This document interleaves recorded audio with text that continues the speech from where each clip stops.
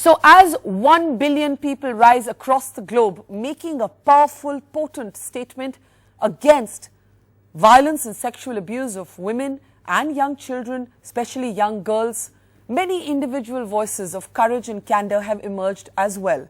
Among them, the voice of well-known sitarist and daughter of legendary musician Pandit Ravi Shankar, Anoushka Shankar, who moved many people by sharing her own story of how she was abused as a child, sexually abused as a child by somebody her parents trusted. That video literally went viral with so many people, as often is the case, watching it and saying, yes, this happened to me as well, and we're going to fight it. Joining us today from London in the middle of a very busy day, because Anoushka Shankar, like so many people today, will be dancing to be part of this 1 billion rising, is Anoushka herself. Anoushka, thank you so much for your time tonight from London. I want to start by asking you that for anybody, young or old, to talk about sexual abuse, especially by somebody that they've trusted or their families have trusted, is extremely difficult. What made you take the decision to talk about it after all these years?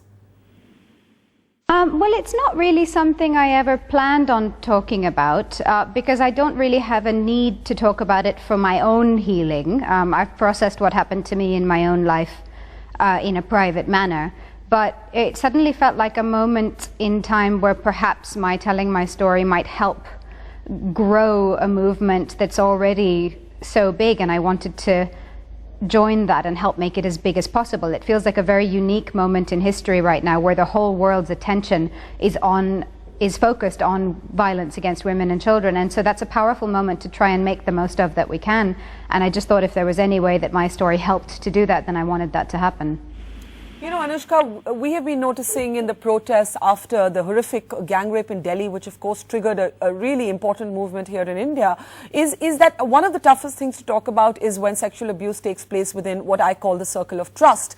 And yet if you look at the statistics, especially child sexual abuse, you find that 65% of children who have been abused by somebody who knows them really well. Almost all of us, I do not know a young woman, in fact, who's not gone through some form of sexual abuse within the extended family, sometimes by a relative, by somebody their parents know at some point or the other in their childhood. Why do you think all of us have found it so difficult in our lives to speak about this? Is it that we do not want to embarrass our families? Is it because we're scared? Is it because as children we don't fully understand what's happened? Why did you find it perhaps difficult to talk about it earlier, as many of us do?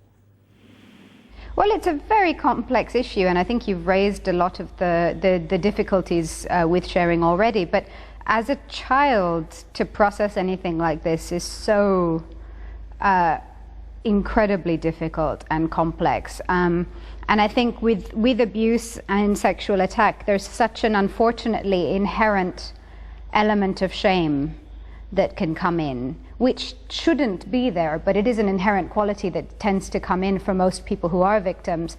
And so to deal with that, it takes a great deal to deal with that and reach a place of being able to talk about it. And the problem with that is it's further complicated by the issues you've raised, like cultural difficulties with sharing, familial fear. And I think that's part of what prompted me to talk about it now, because I'm very blessed that I'm one of the people that has a very strong and open family where, you know, they would be very proud of me for talking. There's no problem with my talking, but culturally we have huge problems with sharing and talking things like about things like this.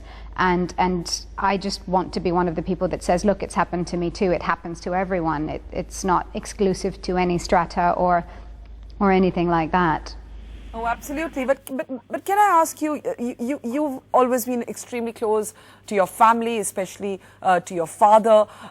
Did you at any point talk to them about it, or did you just hug it to yourself what happened to you? Well, if it's okay, I'd like to keep the specifics of my story somewhat private because it was a private story. But my family and I have dealt with what happened to me as a family, and so they were very much involved in my healing process. And that's why I can stand here today and say I'm in a place where I know my family are with me and would back me sharing if it has any kind of further help. I mean, I want to be clear, I'm not sharing just to I feel like there's a danger of sensationalizing a story like this, as it gets written about further. And it's not about me. It's not about some big, tabloid story of look what happened to me. But it is about just saying I'm one of millions and millions of people who this has happened to.